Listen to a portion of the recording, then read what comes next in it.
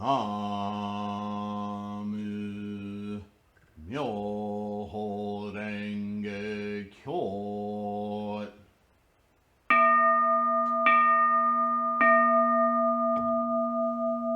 나무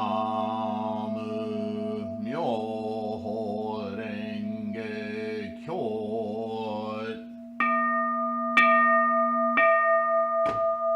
나무 묘호랭개교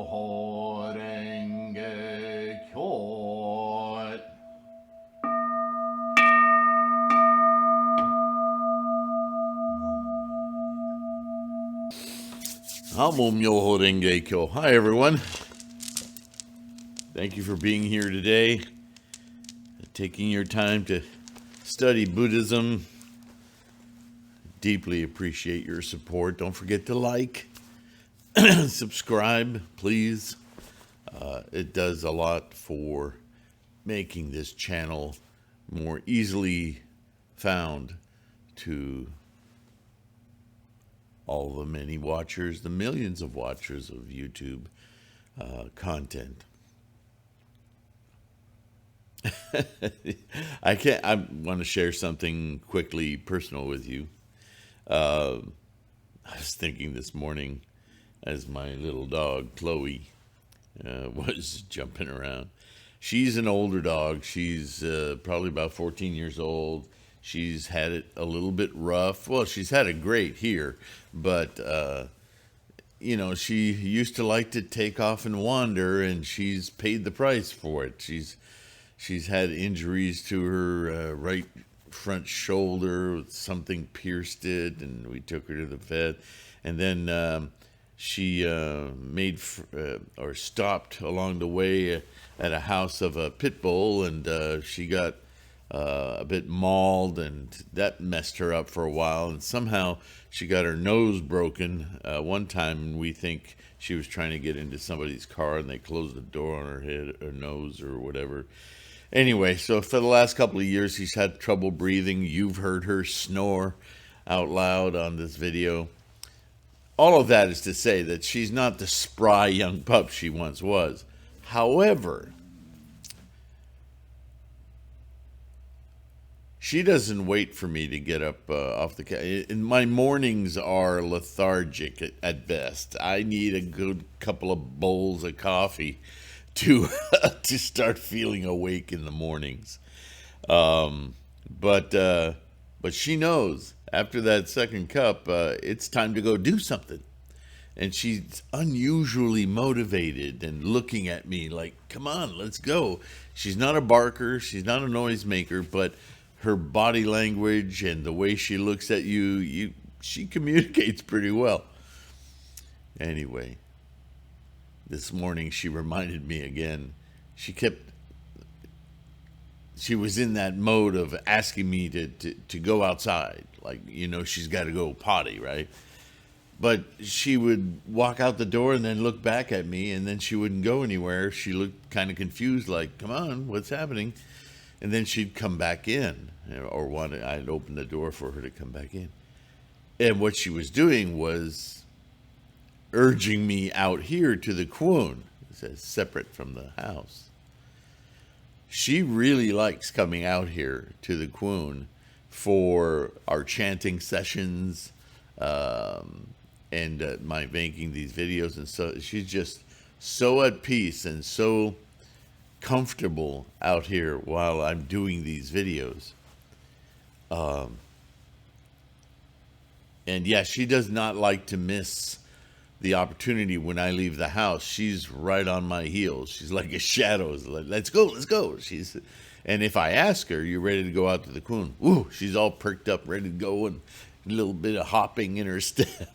It's amazing to watch. And I say all of this because I can't tell you how many times I've come out here in the mornings thinking to myself, oh, I'm having a hard time waking up. I'm tired. I'm not a spry young boy anymore. So, and I have my health issues and so on. So in a way, we're a bit simpatico. And I come out here fully intending to do a calm, kind of even video talking about Buddhism, scholarship, friendly, engaged, but it seems like it never happens. I can't do it. I'm so excited about Buddhism. And it's, I say that and I laugh because it sounds like a silly thing to say, but yeah, I don't need to read very much sutra or Gosho or anything in scholarship about Buddhism before I feel like, yeah, I want you to be excited about your practice too. This practice is about living life to its fullest. How can that not be exciting? It's antithetical to, so now we read in Buddhism, Nichiren says that,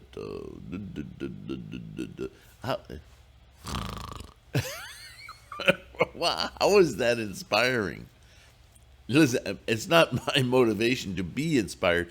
I am inspired. Buddhism is freaking exciting. It's amazing. Which is also why sometimes I get so frustrated when the scholarship I'm supposed to be reading from people who purport to be scholars has such glaring errors in it of just the wrong words. So I'm going to follow Nichiren's advice, or Shakyamuni's advice, not get so hung up about the words. But I have to say things. So I hope you understand when I do get a little animated about incorrect rhetoric, it's very damaging. You know, for those who maybe don't know about this channel or haven't read, or I can't be the only one who sees clearly these errors, right? So wherever, but there's so much out there that actually takes advantage of the errors. That's what gets me upset,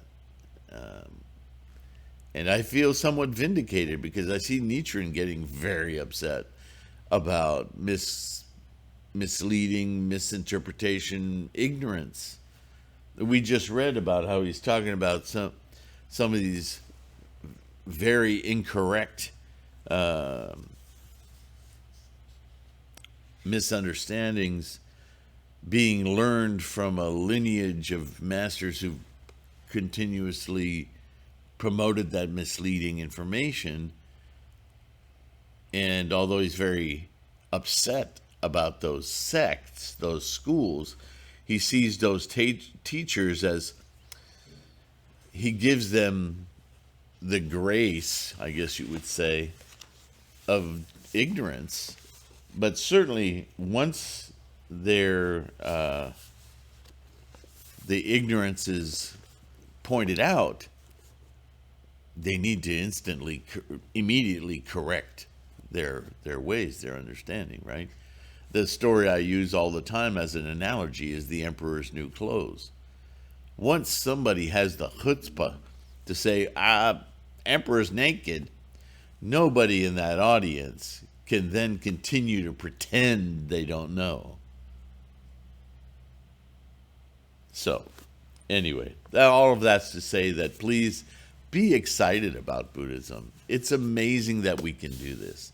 It's amazing that we have a path to a clear mind of deep appreciation and understanding of how life, where all phenomena work. That's amazing. So, having said all that, it's interesting. This next part we're going to read of this Gosho on Essay on Gratitude is difficulties encountered by the transmitters of the Dharma. People who want to share, like you and I, want to share the amazing, inspiring aspect of this practice, what it clears up and what it points us to self-awaken.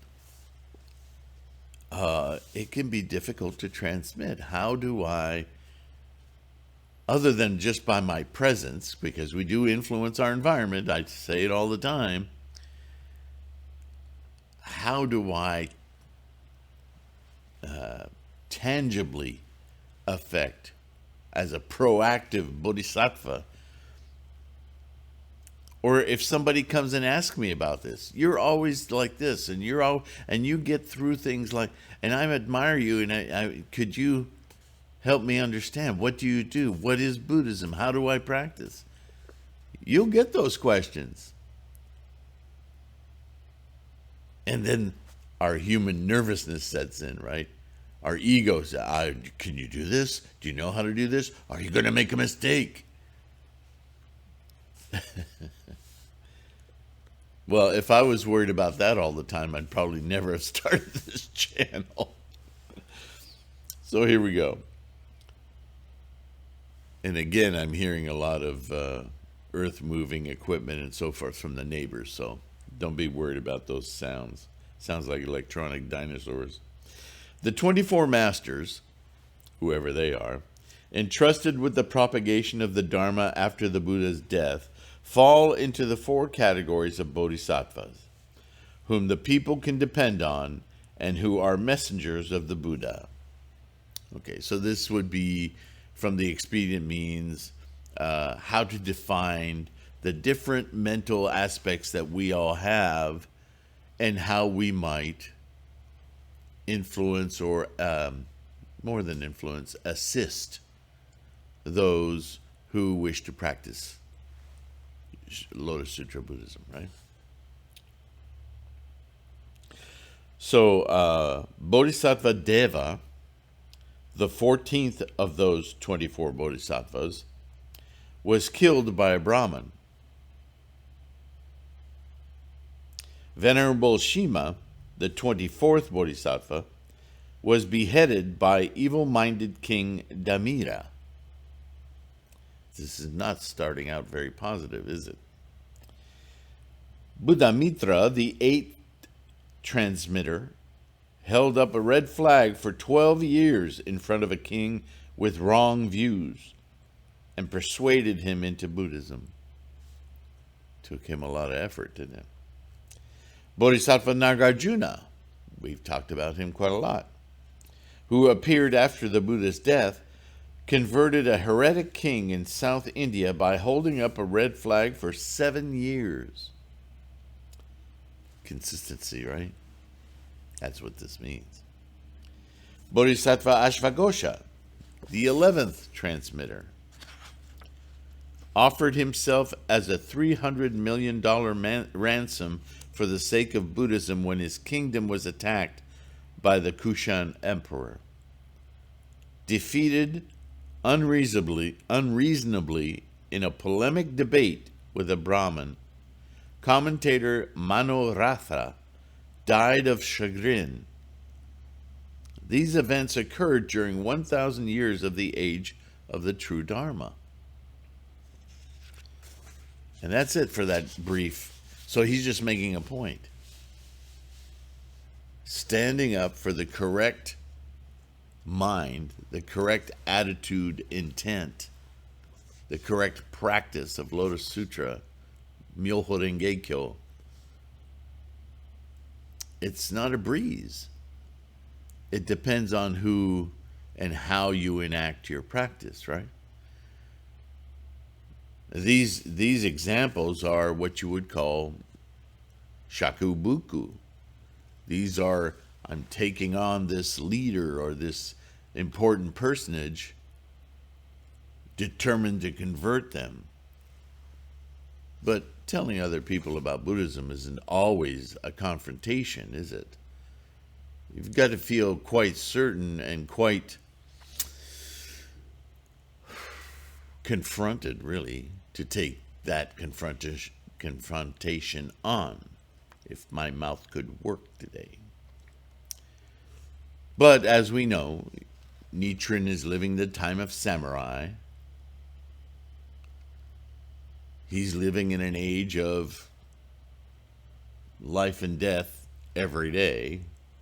So for him to use these examples and talk about the difficulty in spreading Lotus Sutra Buddhism in these terms, you could see within the context, yeah, I mean, he's almost been beheaded. He's been exiled a couple of times. His disciples, his followers, have been harassed, had their wealth taken from them, their lands taken from them. We have it so much easier today, at least for now. I'm not sure I say that from the comfort of the middle of the United States. I'm sure there are people in other countries, Sri Lanka. I always forget what the current name of that country is. Is it Burma? Anyway, yeah, there are still some the whole world is violent today, but I mean, with specificity to Buddhism, yeah. So the next heading here is the spread of the Lotus Sutra by Grandmaster Tendai.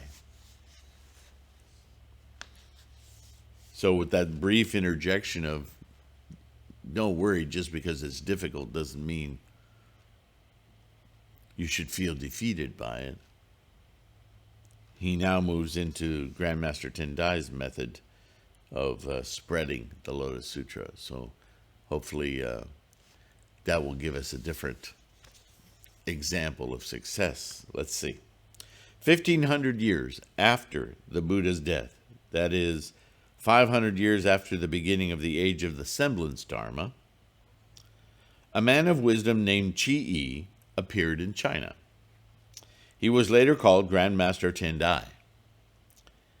He wanted to propagate the teachings of the Lotus Sutra as accurately as possible.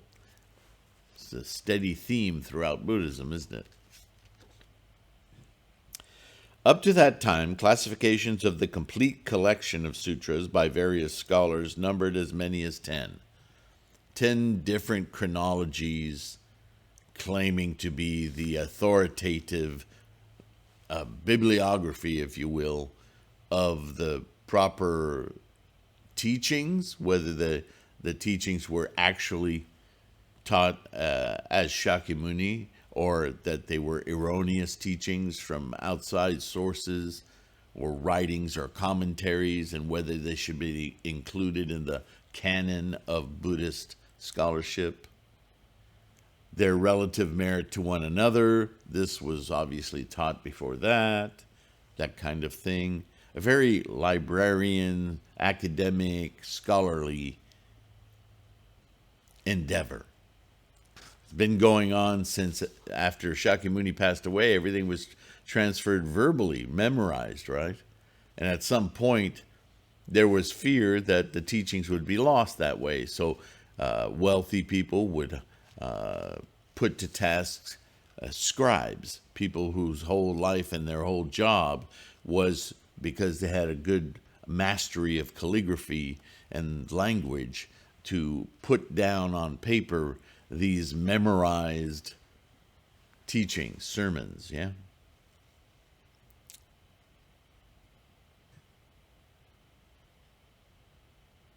So at that time in China, in Tendai's day, in Chi's day, there were 10 competing, if you will, differing opinions about what the correct order of the teachings and which teaching to include and which were erroneous, that kind of thing. 10 different. Do you imagine if we had, I don't know if you're old enough to remember encyclopedias or dictionaries. I think younger people today, if they even perceive of a book called a dictionary or an encyclopedia, if not online, would think of it as a singular thing. But could you imagine 10 different authorities on the English language with separate dictionaries with disparate information? Some people say that can is a metal container, cylindrical container, while others can is, you get my point. They see it from a totally different perspective, or they don't include it at all, that kind of a thing. It would be in the scope of scholarship of Buddhism much more than an annoyance. It would imply no authority at all. It would be the Wild West, so to speak, teaching wise. Can't have that. So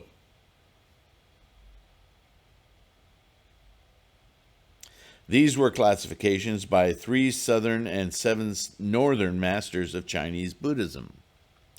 Among them, the classification by Reverend Fa Yun of the Guangche Tzu Temple, the third master of the 3 southern masters, seemed the best, or the most accurate.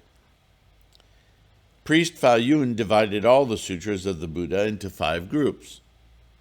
Of these, he selected 3 sutras, the Flower Garland, the Nirvana, and the Lotus Sutra. According to Fa Yun, the Flower Garland was the best and like a king.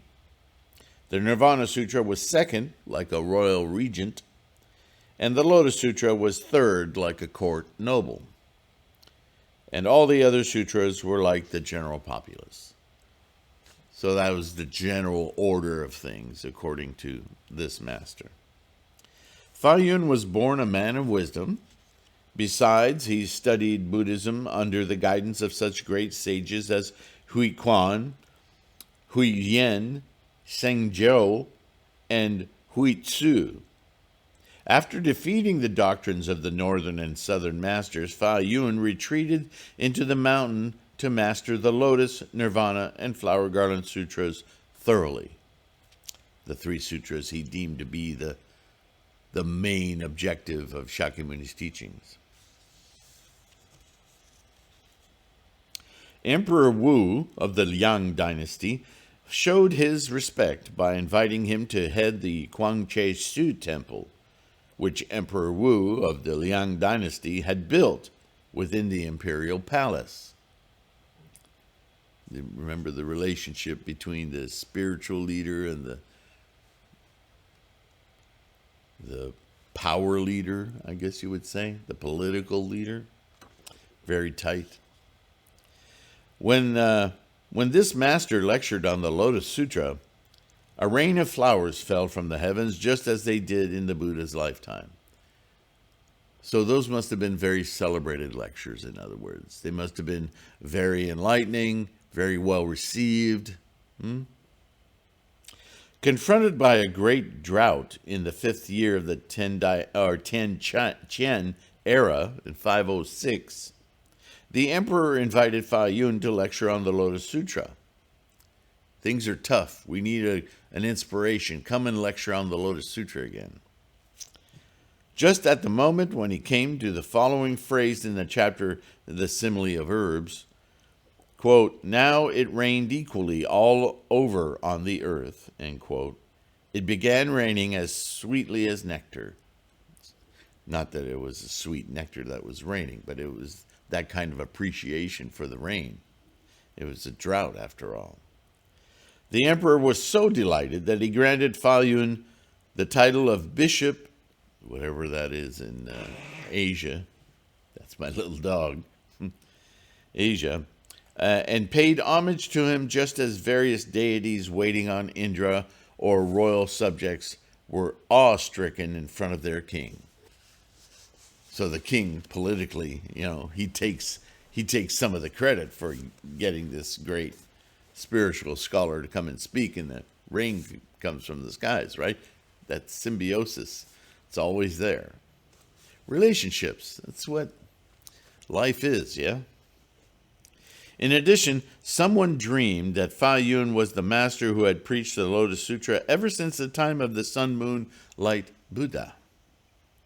Fa Yun wrote a 4-facile commentary on the Lotus Sutra, in which he declares, quote, "The Lotus Sutra does not reveal the truth." What? And compared with the Flower Garland Sutra, the Lotus Sutra is an expedient teaching. Boy, he got that backwards, didn't he? So how is it that he didn't see with these amazing events how glorious the Lotus Sutra is?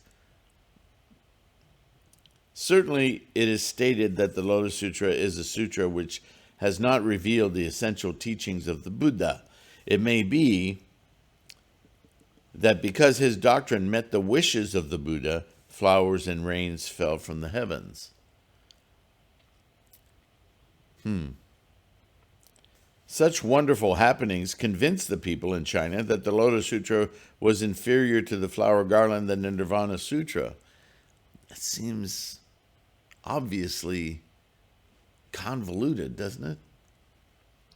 His commentary gained popularity in Silla, Pakche, Koguryo, and Japan, where most people came to believe in the same way.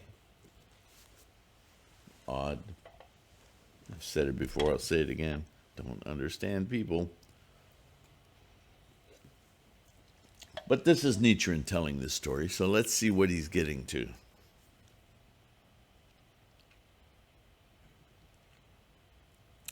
Shortly after priest Fa Yun's death, toward the end of Liang, or in the beginning of the Qin dynasty, a young monk named priest Qi emerged.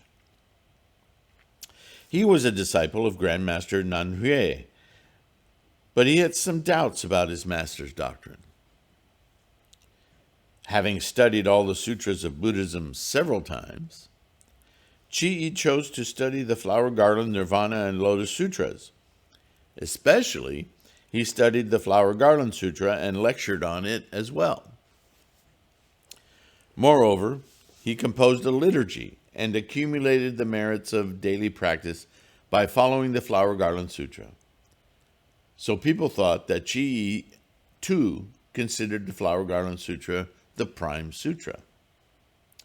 In fact, however, Fa Yun's, quote, the Flower Garland first, the Nirvana second, and the Lotus the third, end quote, doctrine, seemed to him so doubtful that Qi especially studied the Flower Garland Sutra. Having concluded that the Lotus was first, the Nirvana second, and the Flower Garland third, he lamented, quote, the great teachings of the Buddha were transmitted to China without apparent benefits for the people in China, who have been led to evil realms. Realms being mental conditions, right?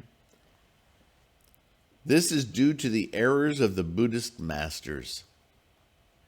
So if you think Nichiren is unique in remonstrating against these other schools, Qi was doing exactly the same thing. And there's a history of this in Buddhism.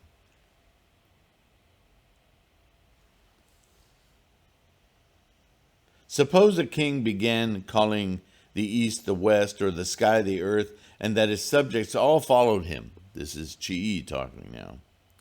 When a humble man comes along and tries to correct them, the subjects, catering to the whim of the king, would not only reject the humble man, but also abuse and harm him. What can be done about this? Well, now I see the tie. Why Nichiren introduced the difficulty of transmitting the truth. It would be like in the analogy I use all the time of the emperor's new clothes, when that one kid, bright-eyed kid, says the emperor is naked, that the whole crowd would turn on the kid and tell him to shut up and I think in some versions of the story that is in fact what happens. If people had to know the emperor was naked, they could see with their own eyes. But their attachment, their samsaric conditioning of appeasing political pressures, power, fear, permitted these human beings with a mind like yours and mine to utter and support utter nonsense for fear of reprisals, being part of the club, gaining possible benefits by going along. The more we practice Buddhism, the more we see that behavior as so shameful. It's so terrible. Well, why do you think they call it evil? That's what this translation is trying to capture. In fact, maybe I'll replace the word evil with shameful, because it's really a self-realizing condition, isn't it? We know when we're being shameful, and yet human beings adopt that position so readily just to avoid other things. And all of that is the drama we build around attachment, possession, fear of loss. This is the crux of Buddhism. You want to start feeling like a whole human, confident about your life? Then you need to get rid of those delusions. You don't need to do that. I'm getting excited again.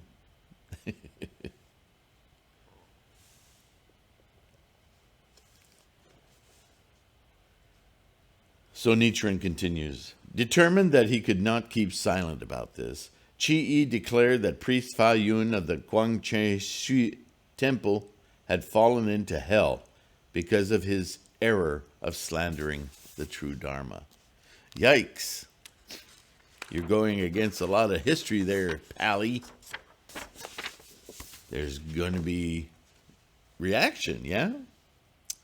The northern and southern masters gathered like bees, shouting like crows, and insisted on beheading or exiling priest Chi-I. Here's a familiar story. If you had been under the impression that Nichiren was the only one who... they did this to Shakyamuni. Nagarjuna, Vasubandhu, on and on and on. The emperor of Qin heard this and ordered some of the northern and southern masters to come together to listen to Chi-I in the presence of the emperor himself. Let me be the judge. You guys come here and debate, and I'll tell you who's got it right or not. He wanted justification before he took any action, right? Typical.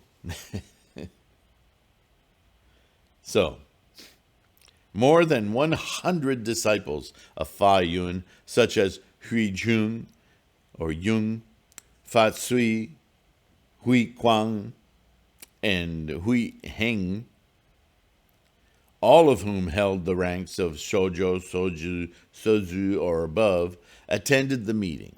So all these learned scholars from these different temples and schools, right? They abused Chi-I with angry faces, knitted brows, and shouted at him with hands clapping. Who are you to... Yeah, right? Priest Chi-I sat calmly in the lowest seat, without changing his facial expression or raising his voice. Obviously, not me.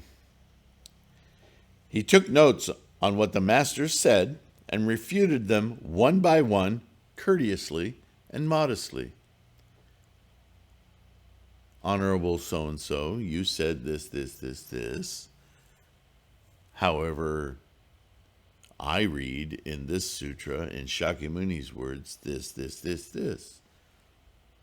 It completely contradicts what you're saying. In the end, he declared, quote, the doctrine of priest Fa Yun stated that the Flower Garland Sutra is best, the Nirvana second, and the Lotus third. Where is the sutra to verify this? Show me solid and clear proof, end quote. Unable to answer this, those masters bowed their heads and turned pale. Chi-I continued to pursue this, saying, now this is Chi-I talking, and now you can understand why he studied the Flower Garland so deeply. Because if he's going to see clearly the Lotus Sutra is first, he needs to be able to prove to all these people who put the Flower Garland Sutra first where it fails to hold that position. So he was smart. He became an expert first. So he wasn't just offering his opinion. Just like Nichiren. Nichiren's constantly saying, it's not me who's saying this. I'm just, look, the emperor's naked. Yeah? All right. Here goes Chi. It is clearly stated in the Sutra of Infinite Meaning, which is the ovation to the lotus. Next, the Buddha preached Mahayana teachings expressed in 12 kinds of styles, the Wisdom Sutra and the Flower Garland Sutra.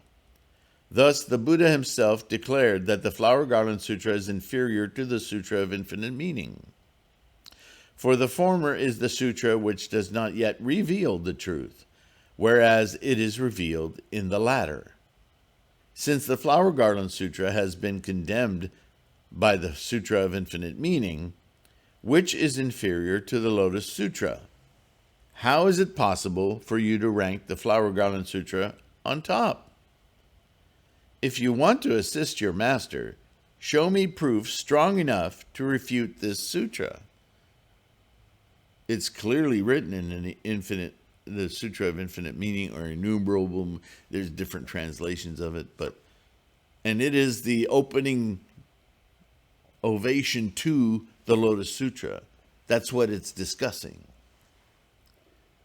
So it obviously places the Lotus Sutra well ahead of, on top of, in the hierarchy of all the teachings, of all the previous teachings, let alone the one that they're claiming is the primary, which it can't be if it's a lesser teaching than the Lotus.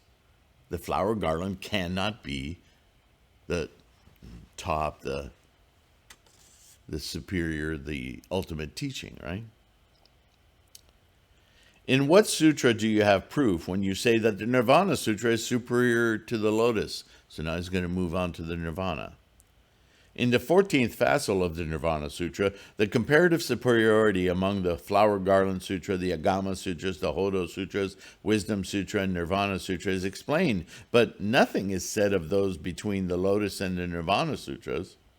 In the 9th facile of the Nirvana Sutra, the superiority of the Lotus Sutra to the Nirvana is revealed in these words, quote, in the Lotus Sutra, 8,000 Sravaka are guaranteed to attain Buddhahood in the future. Previously, they were denied the possibility of even attaining Buddhahood. This is like a great harvest in autumn, leaving the Nirvana Sutra for gleaning only after the harvest is done, end quote. This is from the Nirvana Sutra. So it obviously places the Lotus Sutra ahead of itself. According to this statement in the Nirvana Sutra, it is clear that the various sutras are like sowing and growing in spring and summer, while the Nirvana Sutra and the Lotus Sutra are like a harvest in autumn to be stored for the winter. The Lotus Sutra is likened to the great harvest in autumn to be stored for winter, while the Nirvana Sutra is likened to a gleaning in the latter part of autumn or in the beginning of winter. So the Nirvana Sutra itself acknowledges that it is inferior to the Lotus Sutra. Once again, a reordering of those three main sutras is obvious. It is also said, and this is Chi continuing here, in the Lotus Sutra, that among the sutras already preached, being now preached, and to be preached in the future, the Lotus Sutra is most superior. It says it's explicitly in the Lotus. And to be preached in the future. Okay. It has been thus decided by Shakyamuni Buddha, the originator of this practice. You can't question that. The Lord Shakyamuni made such a decision, and nobody should have any doubts about it. However, the Buddha, worried about what would happen after his death, called upon the Buddha of many treasures from the Eastern treasure purity world to serve as witness. Right? Not an actual person, but a mental clarity to put their stamp of approval on what he had now proclaimed, Shakyamuni. So the Buddha of many treasures emerged from the ground and verified the truth of the Lotus Sutra. Another way of reading that, as I've pointed out many times, when things emerge from the ground, they are future born, future manifested. And so those future Buddhas manifested, those minds manifested in the future, would, on retrospect, read Shakyamuni's or learn Shakyamuni's sermons and attest to their accuracy, which is partly our function, what you and I are doing right now.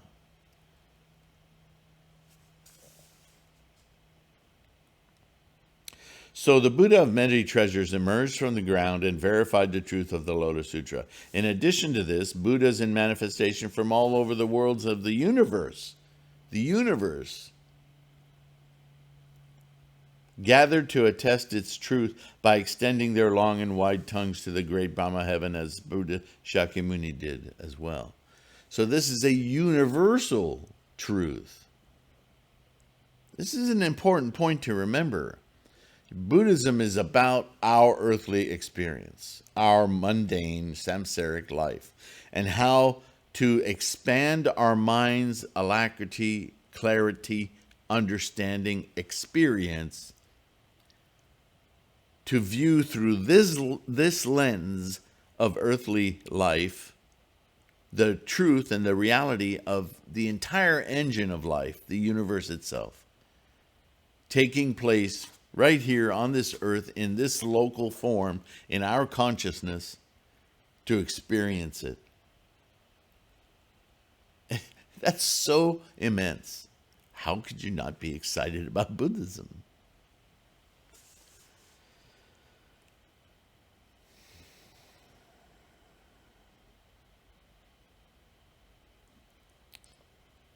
After that, the Buddha of many treasures returned to the treasure purity world, and the Buddhas in manifestation also went back to their respective homelands, leaving Shakyamuni Buddha alone.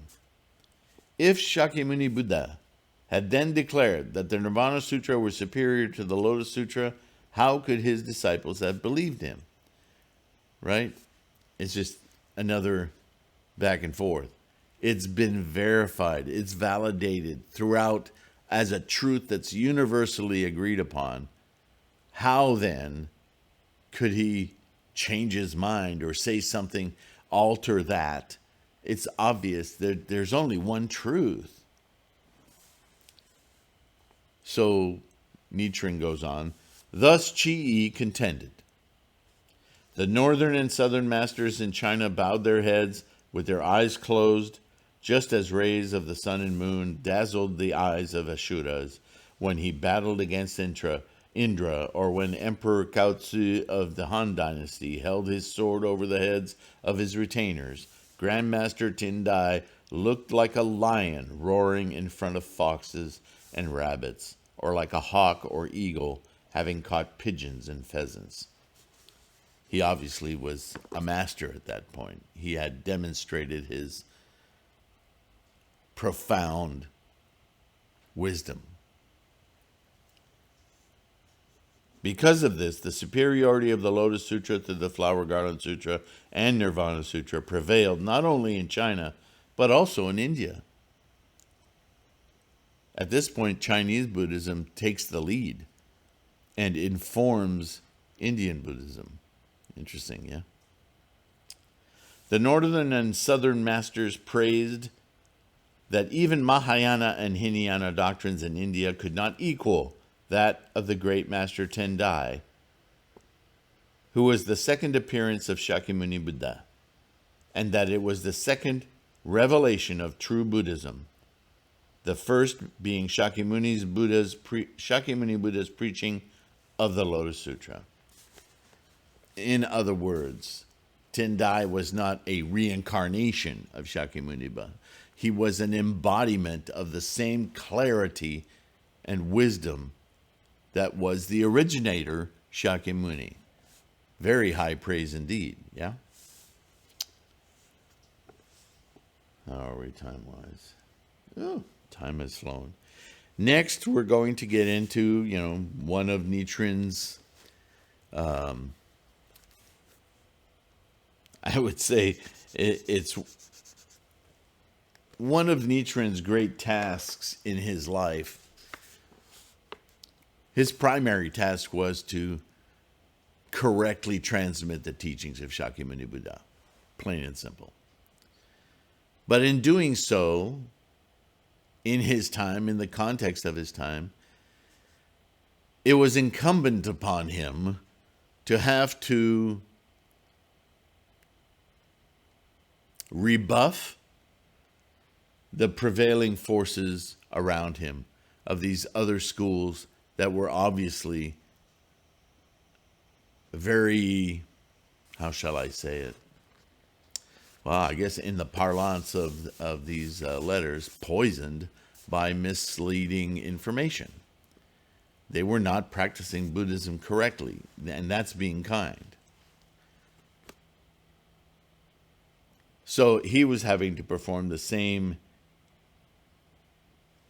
cleansing, what's the word they always define Nietzsche? Reform, as did his Tendai before him, and Dengyo, and Miaolo.